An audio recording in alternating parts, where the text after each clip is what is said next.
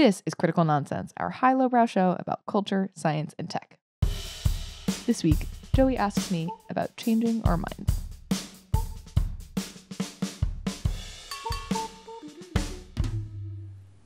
Woo! I'm just laughing at myself, thinking about what song to sing based on what Emerson sings in the morning. And this morning she was just singing a Six Flags song. Like as she was putting her shoes on, she's like, "Beautiful summer's calling." This is what a Joey sounds like. And this is what an executive producer and queen of the power grid, Jessica Vander, sounds like. Hi, this is Jess. You know what? I think nicknames should be more important, and we should just call you Jessica, aka Smart Grid, aka Vander. I don't know. AKA last name. Yeah. Jess, I want to talk to you about the power grid since you're the queen of the power grid. That would make sense given my title as queen of the power grid. I am a man that came of age in an era of Al Gore and an inconvenient truth. And Inconvenient? What? It was also inconvenient because we had to talk about. I don't know. An inconvenient truth, and having conversations about climate change and that, and I remember as part of those like early aughts, late aughts conversations, one of them was like, nuclear is a clean energy source. There are many documentaries that have been produced about the sort of propaganda that arose around nuclear and how it sort of fell off as this like emergent, powerful, clean technology, and some of the designs that people had built that didn't produce waste. Like we have a facility somewhere in like the northern Badlands, like Montana or the Dakotas somewhere, that like they launched right as the tide shifted in the Cold War and all of that. But for one reason or another, like a generation of people and scientists and society were like, nope, we're not doing nuclear. But what's interesting is that there is this swing, however we want to talk about that swing, where suddenly and relatively rapidly the conversation is changing around nuclear. Like in the past month, there have been major articles. CNBC reported on October 16th, Amazon goes nuclear to invest more than $500 million to develop small modular nuclear reactors. On the 14th, Google signs a deal with nuclear company as data center power demand surges. On September 20th, 3 Mile Island nuclear plant will reopen to power Microsoft data centers from NPR. Like big tech companies with big energy demands in this like surge of energy demand that is happening as a result of training AIs and responding to inferences from AI tools. Like the conversation has shifted, and I wanted to talk to you about this. What happens when our mind changes? Well, what could happen is that everyone agrees, or half agree and half disagree. Mm-hmm. Where it's like, oh, we're all actually ready for this. Versus, and I think what's interesting is that helps me distinguish the difference between like a pendulum swing where people get restless, and so you can create sort of like a split where it's like some people are like, I would love to change this to change it, and actually maybe try the opposite thing or try a new thing or a different thing. And the other half are like, actually, I'm good with the thing how it is, versus like boomeranging where we just got it wrong. And now we are all united in agreement that actually in a new context, with some distance, with different perspectives or new information, actually we were wrong, and let's do it the other way. Yeah. The reality is like I'm probably being glib about how this change happens, because I think you're right? Like we've been in this period of like the 50-50 zone for quite a while, and I do think it is generational to give credence to how some of this changed, right? Like boomers were growing up during the Cold War and like, worrying about and like learning to like take shelter in nuclear fallout, hide under your desk at school and drills and all of that thing, Right. and understand how they would be quite concerned about nuclear. But there's, as you were talking about it, there's that Ernest Hemingway quote about, it's something like, how do you go bankrupt? Gradually, then, or two ways, gradually, then suddenly. And it feels like maybe this kind of change, right? There's been, I mentioned documentaries and conversations, and there have been investments, and it's swung in both directions, right? Like after the tsunami and the fallout at the Fukushima nuclear facility, where there was, I think not as big of an issue as it was portrayed. Obviously, like a nuclear reactor meltdown is bad and scary, or like containment was breached, I believe is how it's talked about as a non-nuclear engineer. But as a result of that, Germany, who had been like high percent, like 75% of their energy was coming from nuclear. I can fact check this momentarily, but like a majority of their energy was coming from nuclear, suddenly was like shut it down, and they like all of a sudden had to convert their energy grid to new sources of power. And now in the wake of the Ukraine war and sort of the inability to get resources from Russia, cost of energy has skyrocketed in Germany, and it became more carbon intensive, and everyone's sort of looking at it like, maybe we didn't make the right decision in shutting down all of those facilities. In fact, I think they're starting to like spin some of them back up.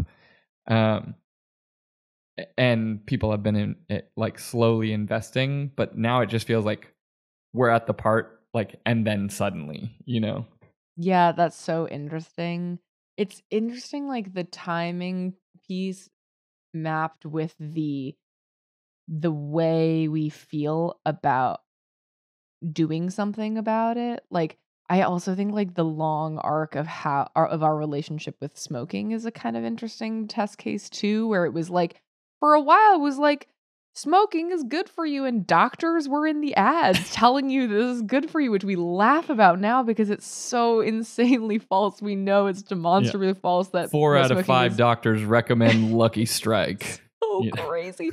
But then, well, once we learned that it was bad for you, there was like, okay, we made a mistake. We boomeranged and started reacting by trying to then be like, actually, you shouldn't be allowed to smoke indoors at restaurants and things like that.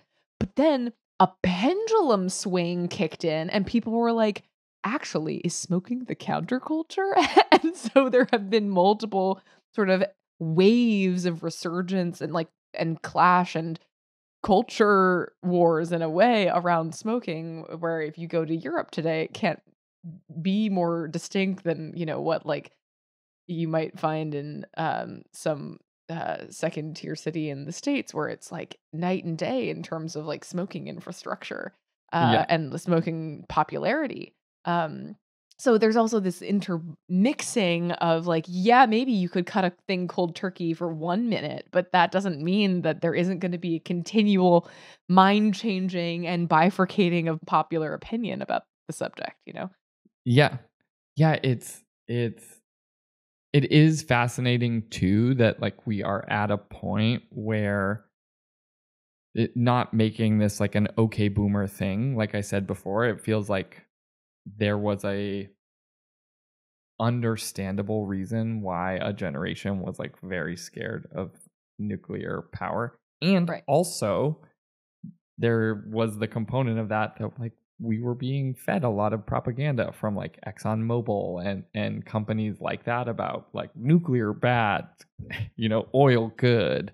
Um, but they're aging out now of sort of positions of power, and it's not entirely like those things happen gradually, but the Yep. sort of voices in the room are shifting away from being in that seat of the baby boomer generation towards Gen X and millennials and things like that that don't have that lived experience to be afraid of that thing, right? Like I am aware that there was, a nuclear reactor issue of some sort of meltdown at 3 Mile Island in Pennsylvania, right? But it was not a lived experience. It is like a historical footnote. And so I can sort of like put into context the idea that like actually the technology has come a long way and we can build things differently, and the fallout from that was not so significant that it like harmed large numbers of people, and we need clean energy and carbon is bad and all of that.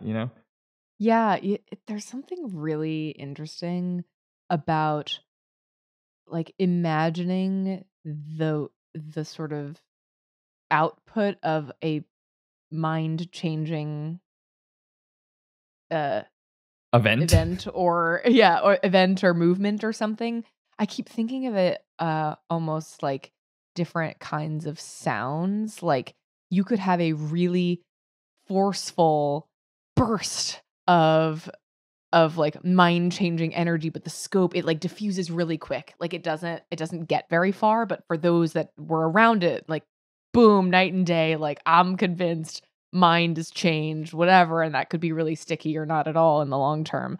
Versus like there's something really satisfying about sort of like like a really big sound projection wave. I don't know if this analogy is working, but Yeah. the idea of like, oh, we all hear it. Like actually, I have enough evidence to be convinced at like that macro of a scale. Uh, in the way of like, oh yeah, no, we definitely got it wrong. We can tell that we're suffering the consequences of shifting away from XYZ plan, XYZ energy form, and now we gotta correct, and no one's really gonna argue on this one. There's something it's just so interesting to imagine the way that minds get changed uh at different scopes and for different durations. Yeah, there's something too in there about your ability to envision change. And I think, people have been some subset of people have been yelling about nuclear for a long time. Mhm. Um, but I think so many people were like, well, we build nuclear facilities, but there's still carbon being produced by oil or natural gas, and so much of our energy grid is based on that.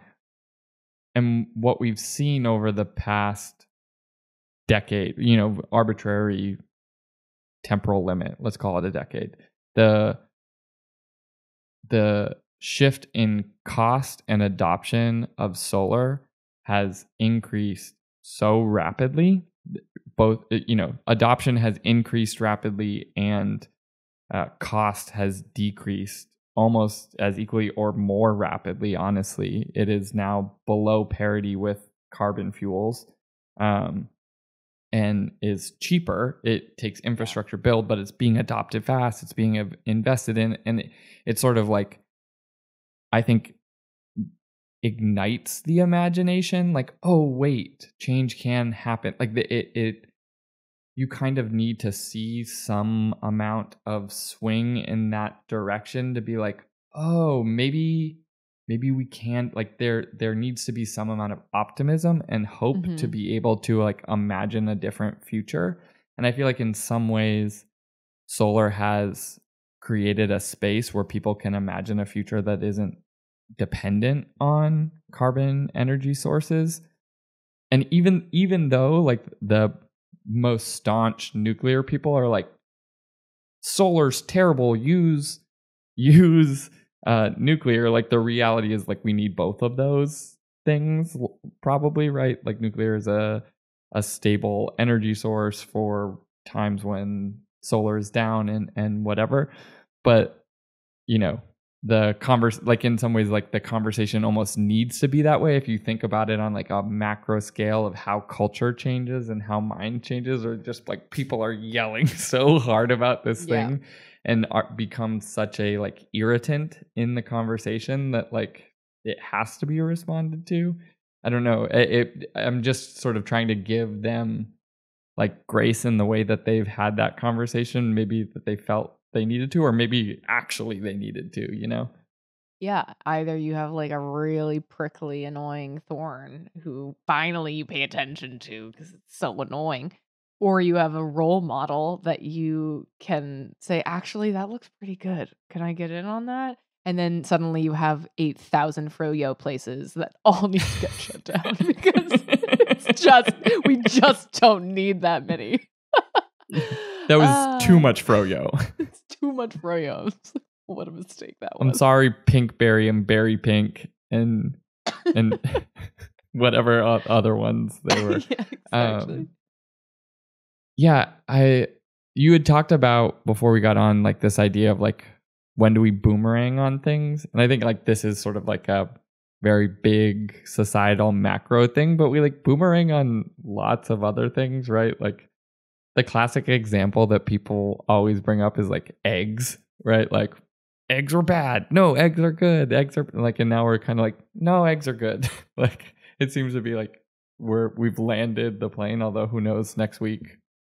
I think a lot of things in food and nutrition are a perfect example because we've had so little objective evidence, like measurable evidence, that it's been easier to just be pendulum swingy for a really long time. And it's helpful when we actually have something to stand on, that it's like, okay, no, this is more of a boomerang. Like, let's lock it in. We feel much more conclusive about this than we did before.